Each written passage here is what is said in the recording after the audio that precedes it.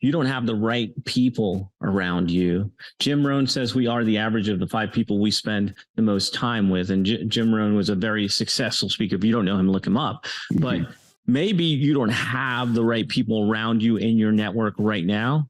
I encourage you to go to the Podcast Factory and surround yourself with some of the absolute best mentors I have met in my life, JV partners, teachers.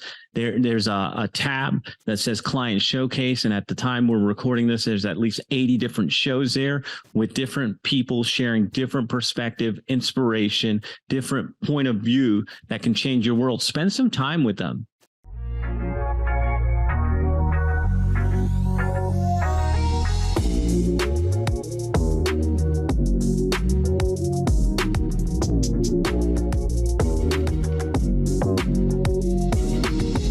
Today. I think we're going to do a great job. What's going on, guys? Welcome to the Modern Man Podcast, where we connect men in pursuit of their potential. Join us as we embrace discomfort, cultivate community, and put wind in each other's sails. If you're ready to take your personal and professional growth to the next level, be sure to like, share, and subscribe to the podcast.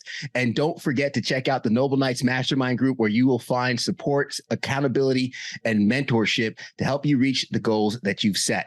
Join us and become a part of a community of like-minded men on a mission to improve themselves and elevate their capacity for life. And we're getting a lot of wind in our sails today. It is my pleasure to invite and welcome out of Orlando, Florida, JR Rivera, father, husband, man of God. JR, it's a pleasure to have you on the show, brother.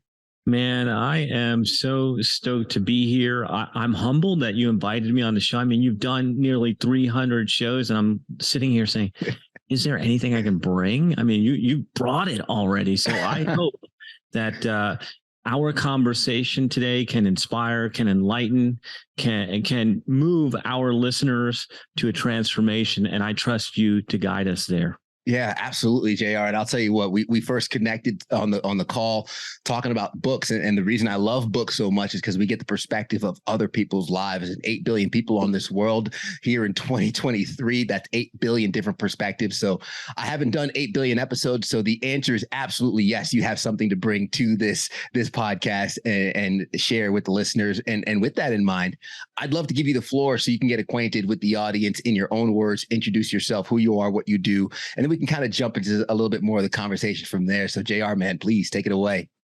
Yeah, well, I like to tell people that I do as little as possible. And that's not really a joke. That's real. I've realized over the years that there's so many things I'm not good at. And that's why I surround myself with the right team, the right players to help reinforce those things. And then there are a couple things that I am good at. And what it turns out to be is talking is one of the things my team says I'm good at. And so I get to the pleasure of speaking with you. But on the bigger playing field, the bigger picture, I've got this mission, this purpose, and you're helping me. Our listeners are helping me. We're on a mission to change the world. And it breaks down like this. The right words from the right person at the right time can change a life. You felt it. I felt it. You read The Alchemist. Maybe that changed your trajectory. Maybe you read a biography. Maybe you heard a podcast interview. You heard something from someone that you might have heard 1,000 times.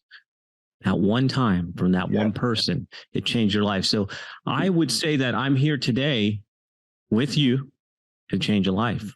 Mm-hmm. I love that. That reminds me of the parable of, are you familiar with the man running along the beach with all the starfish along the receding tide? And there's a little boy running around grabbing the starfish and throwing them back in the water. And the man was a business owner, doing his morning run. And he goes to the little boy. He said, what are you doing? There's thousands of these starfish across the beach. Like, there's no way you could save them all, right? You can't change what's happening to these starfish. They're going to die. And the boy looked up at the business owner and said, well, it changes the life for this one. and continues to throw those little starfish back in the sea. And man, we start so much with the big audacious thoughts of, I got to do so much. But when we realize it's those little day by day, those incrementals, those one at a times that really ripples through time and ripples through life. How did you come about with this mission? Because I'm not even looking at my questions yet. I want to kind of piggyback off of that because it's so true. The right words from the right person at the right time can change a life. How does that connect to you and your soul? Man, it's been a work in progress. And I think that's life. We are always growing.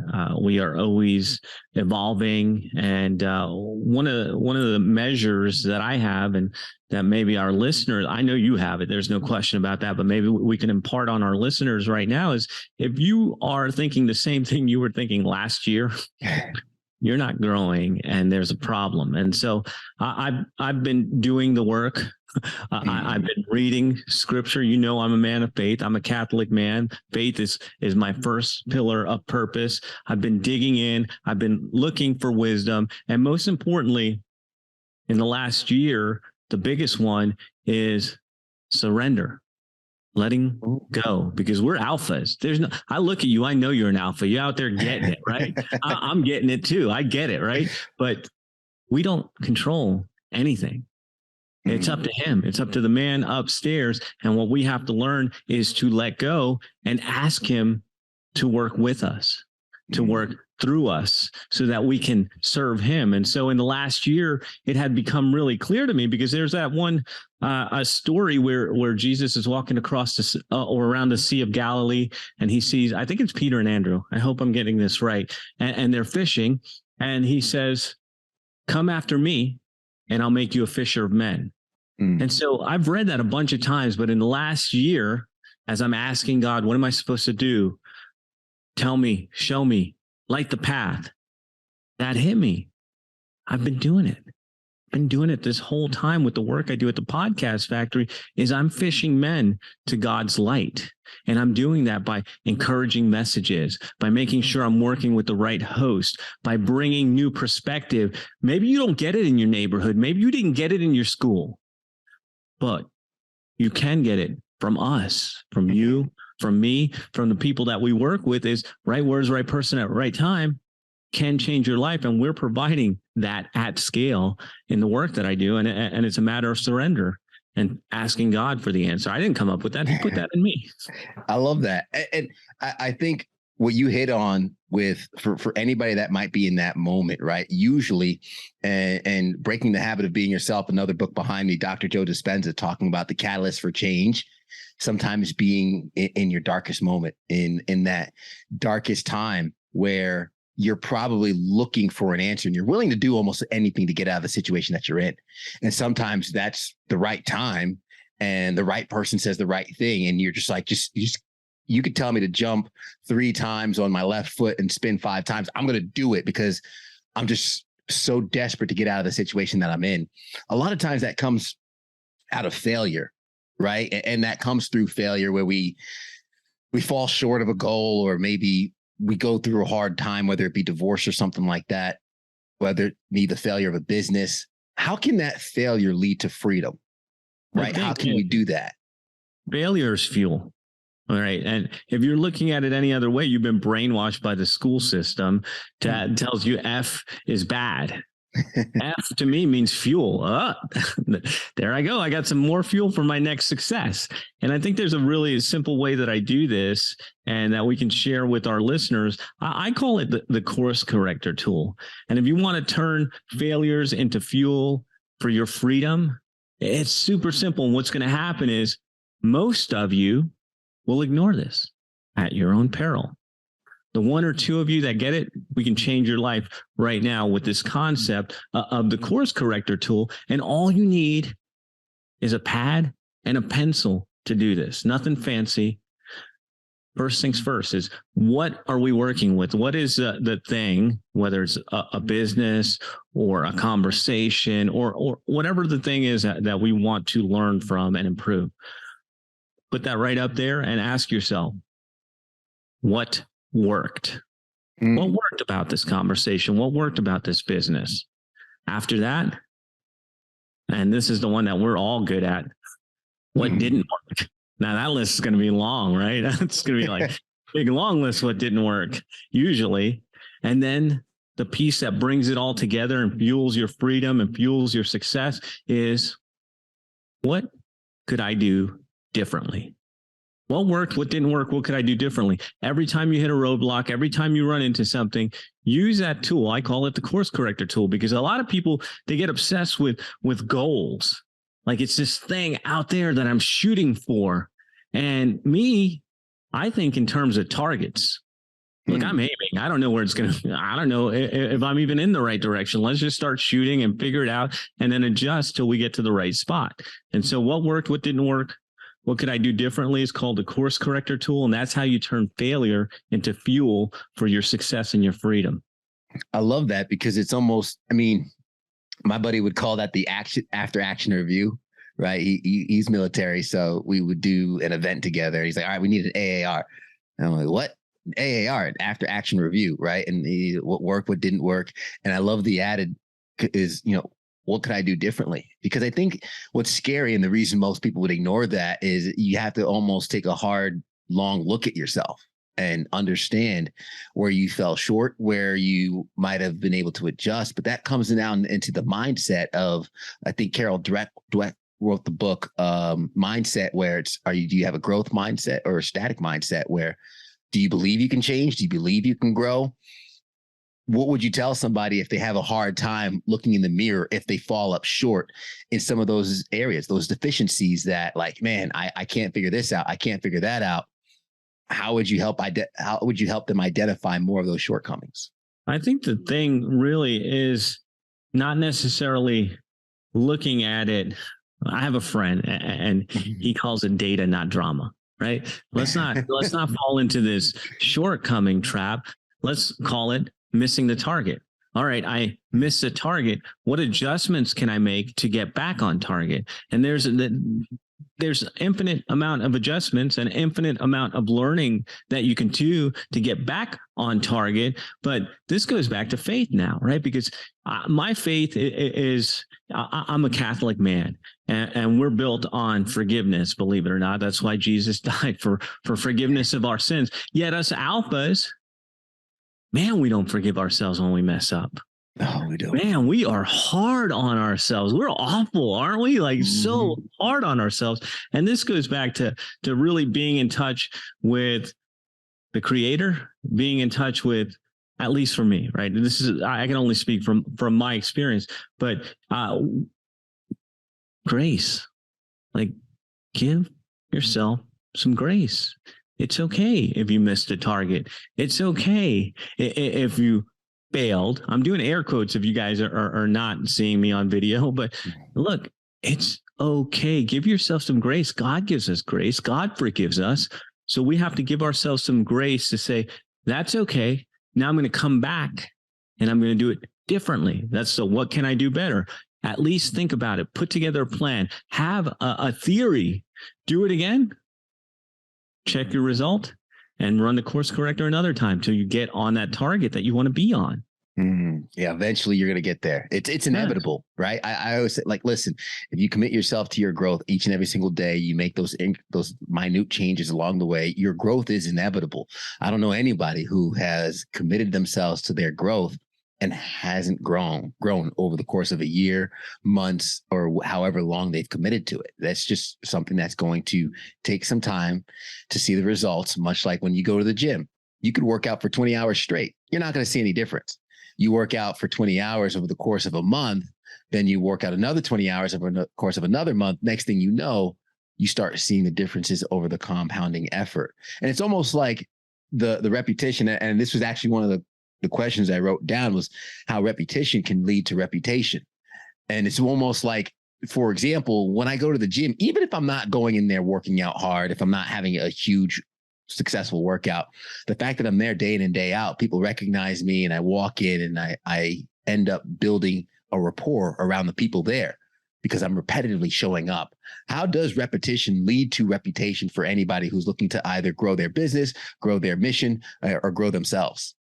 I think that goes back to knowing what you want and then repeatedly going after it without fail. And the only real failure, I don't know who, I'm going to just take this quote and not give credit where it's due, but the only real failure is when we quit. When we quit. And we can see that all over. People who have gone after things, didn't get them, and quit. You, sir, have failed. For the rest of us that keep getting up, dusting ourselves off, repeating it, it's inevitable, as you said, to hit our target, to achieve our goal, to make the impact that we want to make. But that comes down to you have to, this repetition, resilience, dusting yourself off, getting back up. That's your character. And the other piece of that, and I think this is where a lot of folks struggle, and that's why they give up, is not knowing your purpose. What are you trying to do? Why are you trying to do that? Why does it matter to you? Is it really that important that you're willing to get knocked down over and over again, get back up and keep getting after it? If it's not, maybe you're not following the right path. Maybe you're off the mark and you need to review what you're really after. But when you want something, when you really want something, you will take all the disappointment, all the sadness, all the ups, all the downs, and keep moving towards it. Keep putting in the reps, keep doing the work to get what you want, because that's what you want, right? And I think there's a failure of clarity in the world today. People don't know what they want. Yeah, no, I love that. What does JR want? What gets you up? I know, the right word from the right person at the right time could be pivotal, but what is it that fuels you day in, day out? How do we get here, right? What was the story before the modern day JR that we are blessed with for our show today? It's scary when I say it out loud. I'm still working through this, but I don't know, about a year and a half ago, we hired some consultants to rebuild the infrastructure in our company. We use a system very similar to Gino Wickman's EOS, the traction system, entrepreneurs operating system, installed that in our business. And one of the things that I was challenged with was my big goal in 10 years. And I hadn't thought that far out, business-wise at least, what I wanted to do, and it was brought to my doorstep. Well, what are you trying to do? What's the impact you're trying to make? And here it comes. It's a little scary when I say it, but I want to be impacting 10 million lives a year. And I want to be delivering those life-changing words that cause somebody that maybe didn't have the right network, maybe didn't have the right upbringing, maybe didn't have anything right, to say, hey, I can do that. I want that. I can achieve that, to encourage them so that they can improve their lives. And I can't do it alone. See, I'm not delusional. I'm not going to tell you that I'm going to be the next Joe Rogan and have millions of people listening to me. I don't know that anybody will listen to me. But what I can do is the work that I do at the Podcast Factory, hand selecting the hosts that I want to work with, the hosts that have a mission, the hosts that I know that are going to change a life and help them build that platform. And so every day I get up, bro, this is my 4th interview today. Like, I interviewed a couple people for my show. I did a client call. I'm with you because I know that these conversations, these connections are going to compound over time, and we will reach that number because I'm going to keep putting in my reps for the next 10 years plus. Yeah. But that's what gets me out of bed, bro. I love that. And it's crazy because, sure, watching your numbers and the statistics and the analytics of your podcast, what I've gotten very, very focused on is I can get another number. I can get one more number. I'm not looking at the big numbers and all the thousands of thousands. No. Whatever number that is, it's like, I could do one more. I could do another 10. I could do another 5. And kind of what you just hinted on is like, I'm doing this day in and day out, and numbers compound, and they can compound exponentially over time. So the commitment to the process is what is going to take you to the prize. And that is the focus that keeps us going each and every single day. How do we work dumber, not smarter? Man, that's easy. Don't do anything you shouldn't be doing. Elaborate on that. Yeah, I mean, that's the thing is, like, we've all read the books. We have we've heard the sayings. It's like work smarter, not harder. And the thing is, I don't agree with that. I think that working dumber is the key. And what I mean is, we started with this. What are the things that you do well? I only do a couple things well: talk, write, maybe dream a little bit. That's it, right? And so the way that I look at working dumber, not smarter, is, hey, I'm not the smartest guy in the room. I'm not the smartest guy on the team. There is somebody for that. And this is a Dan Sullivan thing. I was in strategic coach for 5 years, and he talks about who, not how.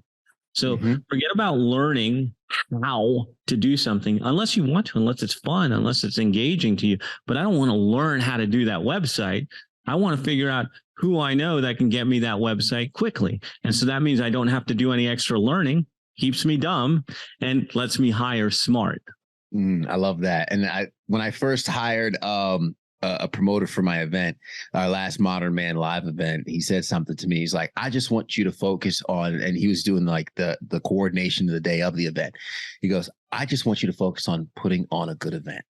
I don't want you to have to worry about where the producers are, where the talent is, and what's coming up next when your commercial break is. I just want you to be wholeheartedly focused on putting on a good event. And because of that, your full cognitive power focuses on what you're good at, and you're better able to provide that for the audience, for the people that are listening. And just like doing this podcast, I could focus on what I'm doing and let those who are better at other things like the audio editing and stuff handle it. I'm curious, was there a right word at a right time from a right person for you in your life? Is that something that maybe might have impacted you personally? I'm interested to know kind of what started the whole journey that first led you into podcasting in the first place, and then what led you here now. Man, there's been so many of those, and I'm starting to keep a journal of them so that I can remember all the great things. But I can give you a really quick one. We wouldn't be sitting here right now if it wasn't for this one. And this is most guys might not have this asset available to them, or maybe they're not tapping into it. But I call my wife Cupcake, and Cupcake has always been my biggest fan, has always believed in me when I didn't believe in myself, and has always backed me up. And I'm grateful to have her in my corner. We're together almost 20 years now, and there's been a bunch of moments with her. But let's talk specifically about one that brought us here on this podcast journey. And it was quite simply this. I was running a real estate training business, and I was teaching realtors how to get listings, how to get referrals, how to get buyers through online marketing methods. And it was working. It was okay. I was stuck there for 6 figures for 2 years, a little bit frustrated, and knew I needed to change. So we joined our first mastermind, and it was more than I had ever invested at that time, more than I had ever invested in myself. And it was scary. And Cupcake said I was nuts. Yeah. And maybe I was a little crazy, but as entrepreneurs, we have to take calculated risks sometimes to get out of that dead zone where we're stuck. And throughout that mastermind, I would ask questions when I was on a hot seat about this marketing, that marketing, cold traffic, and nobody was interested, because at that time, real estate was not hot. Nobody cared about real estate. But what would happen on the breaks was people would come up to me and say, hey, I heard you doing a podcast with this guy, or I heard you on a podcast with that guy. Can you tell me more? How do you do that? And so what I was doing at the time, just for fun, was I had friends and mentors who had taught me things that I thought were super valuable, super important, and I wanted to pay it forward. And I thought, hey, listen, I have this skill of podcasting. Let's do a podcast together. We'll put it out there and we'll help some people get those words in their ears. Yeah. And it was just for fun. And when Cupcake got wind, in fact, sitting with me, people would be coming up to us asking us, hey, you're doing a podcast with so-and-so. Can I sit and talk? Can we have coffee? She says to me, maybe we should be looking at podcasting as a business. And I was like, nah, I'm just doing that for fun. I did this real estate training thing. 6 months later, we shut down the real estate training. We opened the Podcast Factory agency, and we have been building and growing ever since. And if it wasn't for those words from her at that time, I would have just not even paid attention to that. Yeah, man, that's amazing, because a lot of times is you kind of talk about us feeling like we're alphas, right? And the hard thing for us to do is listen to others sometimes, right? When I've realized the secret of being the alpha is listening. It's listening and hearing those words of wisdom and being humble enough to understand your comfort and your confidence, letting people pour into you. And right there, you kind of just explained perfectly how listening to our counsel around us, for me, this was the No Rain, No Rainbows podcast before it came the Modern Man podcast. And it was a conversation with my wife where No Rain, No Rainbows was seeing record growth. She's like, this is great. What are you going to do with the success of No Rain, No Rainbows? I poured into Modern Man, and I had the back end. I'm spending resources and time. And she goes, well, why not just put all your efforts into Modern Man if that's what you really want to do? And I said, you know what, babe? That right there is the right words from the right person at the right time, which changed the trajectory of what I end up doing. I love that you had that moment of clarity and that moment of understanding, and you've been able to kind of change the path. How has your trajectory, not just in business, but in life, changed since maybe leaning more with the Podcast Factory and everything that's come about afterwards? Man, it's been ebbs and flows, ups and downs, because a lot of what I did was ahead of the curve of podcasting. I don't think we've discussed this, but I did my first podcast in 2008. Wow. And dude, it was different. You had to have they didn't even have did they have iPhones? I don't even remember. I had an iPod, and you had to plug it in, and you had to download and manage files. Getting a podcast was work. And so it was very niche.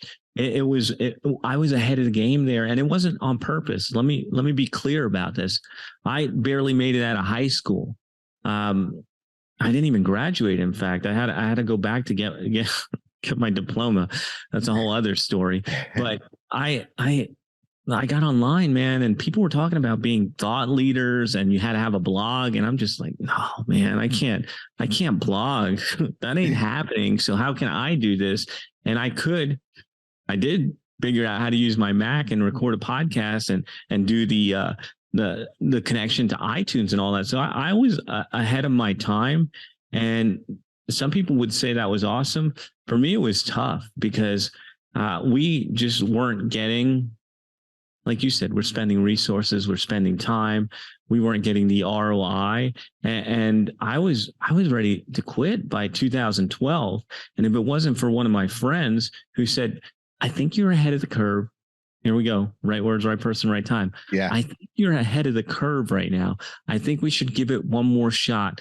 What do you say we do this again? In 2013, July 4th, Independence Day of 2013, we launched the Making Agents Rich show. Me and my buddy, Darren Persinger, who had helped me out, who I had done a lot of work with, and I knew he was a real deal. We launched the Making Agents Rich show, and that was where things kind of came together. The first year, 6 figures, second year, 6 figures. And I'm like, oh, man, that's where I started developing my frameworks that I call the direct response podcasting framework, using a podcast to knock out objections and pre-sell people before you make them an offer through podcasting. That's where all this stuff came together. But it was all those years of eating crap, wanting to quit. And then one guy saying, give it one more shot, where then I joined that mastermind. Then people started asking me. Then I started the agency. And ever since, we've been growing this thing. Mm-hmm. How did you, and I'm kind of speaking to what I could imagine might be some of the plights, some of the pain points for some men that are working on a project, selfishly myself included, right? Which I'm working a job which pays well, but you also have this passion project that you're building, and you can't help but think this takes time, resources, all that could be going to my family, but I believe in this. How did you navigate that 2008, 2013 stretch where it might have looked bleak at times, but you had an idea that this was going to pay out at some point in time? Man, I didn't have any ideas. Told you I'm not smart. I'm not smart. What I had was something I call borrowed belief. And this is what I'm telling you. When you have the right partner, when you have the right people around you, when you have the right structure, like I know you have the Knights, people that are like-minded, helping lift you up. I didn't like, there was a point where I'm just like, I'm wasting time here. I don't know if this is ever going to pay, but my wife, Cupcake, looks at me with those big brown eyes and she believes I'm going to make it happen. And I'm like, damn, I don't believe it, but I'm going to borrow your belief. And I'm going to put that into my heart and I'm going to use that as fuel to get me to the next level. And I've done this for years. It's not just it's beautiful to have that kind of support at home, but it's also the brotherhood of masterminds like yours, being around the right mentors, people who see things in you that maybe you don't see in yourself. And that's when you have to borrow their belief, put it in your heart, pretend it's yours till it really is. And if I didn't have the right people around me, I wouldn't be here. You and I wouldn't be speaking. This wouldn't be happening today. How does your growth and your trajectory over time become more about who knows you and not who you know? I think that they're two sides of the same coin, is what I'm coming to realize. I mean, it's important for people to know you. I mean, there's that old axiom or that old phrase, right? It's not about who you know. And it's true. You have to know the right people, but that's not enough. You have to have people know you. And that's one of the reasons I've used podcasting for years to develop relationships, to develop authority, credibility, is getting the two pieces right, knowing the right people and getting the right people to know you. So for instance, to put an example, something concrete here, I told you that I joined that mastermind and I knew cool people who had helped me, right? That was awesome. I was doing shows with them. That's great. We had that. But when I showed up to this mastermind with multi-million-dollar businesses, people in there knew me because of those relationships and because of those podcasts I did. Those are the people that took me from, that's a cool hobby, to, hey, can I pay you? Can I pay you to help me do that? And so you need both pieces. You need to know the right people, and you need to leverage that to get more people to know you. So you need both pieces in order to make it in business, in life, anywhere. I love that. So JR, a lot of our listeners are guys who recognize where they are in life might not be it, and they're looking to elevate themselves, get to that next level. What are some of the right words, the right time from yourself, hopefully being the right person, that you'd like to maybe deliver to them here as we're coming towards the end of the podcast? And something that maybe you might have wanted to wish you would have heard when you were in your struggle, something that you've learned along the way and want to impart here on the listeners as they're giving us their valuable time. So there's a difference. Let's offend some people, right? I've been talking. Go for it. Let's offend some people to get their attention, right? There's a difference between what I call AOPs and those of us that are living our best life. That's a pretty popular term. You're living your best life. That's like a very popular thing to say these days. AOP. So what is AOP? This is where it might get a bit offensive. Average, ordinary people living quiet lives of desperation because they are not tapped into their purpose. They're not making an impact. They're not living to their full potential. What's the difference between these folks? And it's quite simply this, man. When I was young, I was cocky, angsty, immature, and I'd be like, oh, I got I was an electrician. I got the truck. I'm running the job. This is it. Yeah. This is it. Boom, right? Cocky AF. This is it. I could have stayed stuck there if it wasn't for some things that happened in life, and they made me switch the words. I went from this is it, all cocky, to is this it? Question. I asked myself the question, is this all there is for me? I was working construction. I was making whatever money I was making. It wasn't much. I wasn't making an impact in the world. And I had to ask myself, is this it? Is this all I've been put in this world for? And it wasn't. Then I jumped into real estate. Then I jumped into the Podcast Factory agency. And here I am with you today, sharing this concept. Instead of saying, this is it, that fixed mindset, Carol Dweck, who you brought up, to is this it, that growth mindset. What else is there? I love that. And the fact of the matter is that question right there opens up a world of opportunities, possibilities. It opens up so many doors because so many of us look for the A to Z plan, but not realizing it's the A to B that gets you to C and eventually to Z. You don't have to have it all figured out. You just have to know that you don't want to stay at the beginning of the alphabet anymore. Start getting yourself some letters, man. I like that. JR, man, this has been awesome. And I want to make sure that folks can connect with you.